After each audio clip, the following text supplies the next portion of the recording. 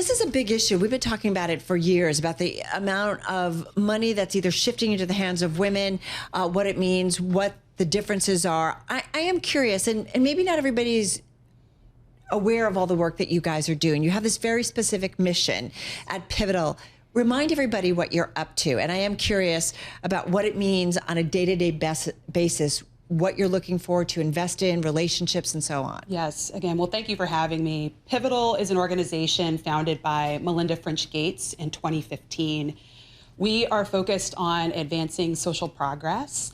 And specifically, when Melinda set up Pivotal, she realized that we would need multiple levers and tools to do that, including philanthropy and investment capital, to get more power in the hands of more people, particularly women. So we invest in women-led funds. We also invest in companies that are innovating in areas and themes like women's health and caregiving, where women carry a lot of burden. And there's great opportunity to drive innovation, and we think make a lot of money investing behind those themes as well.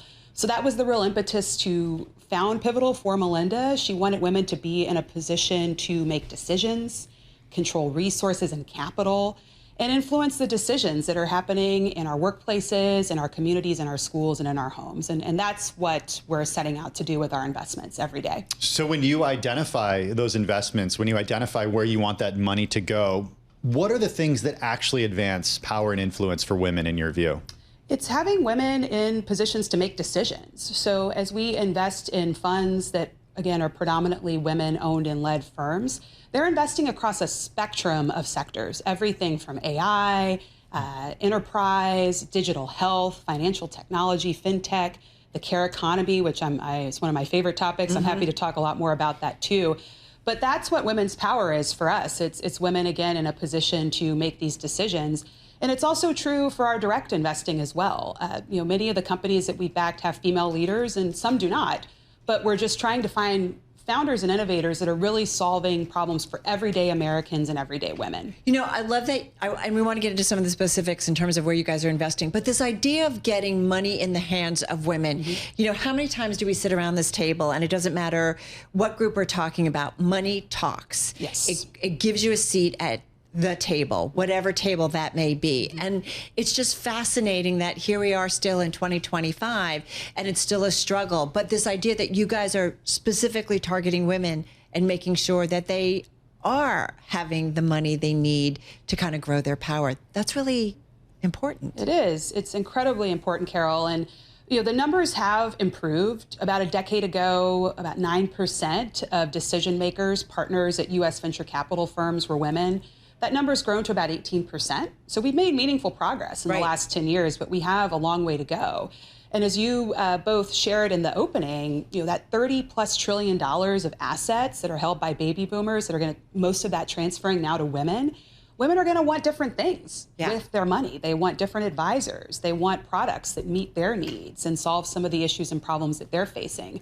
And so we see, again, a huge opportunity if we can change the face of who is making the decisions. That brings real power and real change. Can we talk about caregiving for a minute? Yes. It's an area of your focus. It's an area of focus at Pivotal Ventures. It's something that Carol and I think a lot about.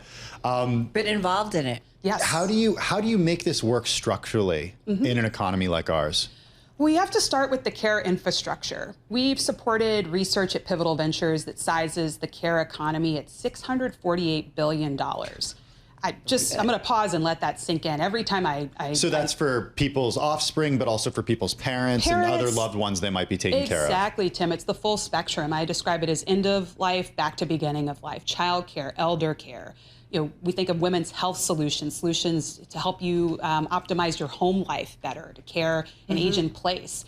All of that is a part of that $648 billion market. And we've ignored caregiving for too long. It's the most important work. As you said, we all do. Everyone's a caregiver at some point in their lives. And as we thought about sectors or themes where women specifically carry a big burden, caregiving is one of them. And we want to fund the innovators and the founders that are building companies to address these solutions. And again, just make that loving work that we do easier. Yeah, because you don't, I mean, the gaps that are out there is tremendous. And if you have money, it's a lot easier. If you Yes. don't, it's really, really a struggle. One thing I want to get to, and I think about how you guys are going about this. Last month, the Aspen Institute launched the Workplace Workplace Innovation Now Challenge, WIN Challenge.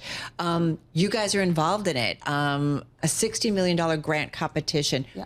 What's the goal here? What's the mission? The goal is to find better solutions for women in the workplace. We are thrilled to partner with the Aspen Institute in this initiative and looking at ways that we can improve the workplace environment for women around AI, around culture, around narrative. So there'll be more coming out in the weeks and months ahead. I encourage social entrepreneurs, philanthropists to take note and support that work alongside us, because we need better solutions for women in all facets of our lives. We've made progress, but we could do better. We could do more.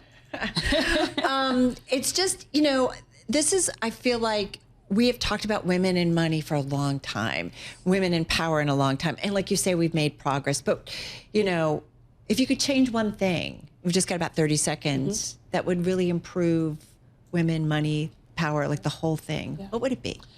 I think it's knowing what you own and asking questions, not being satisfied with the status quo. I think that's probably the biggest thing. One thing that we try to do with our investment process, and that our founder, Melinda French Gates, has empowered us to do, is to build a diligence process, a sourcing process that's more inclusive, that tries to build and find new patterns of success as investors. And I think that's one thing that I would encourage all of us, whether it's with your personal, your 401k, or if you're or other institutional investors, to take that tack.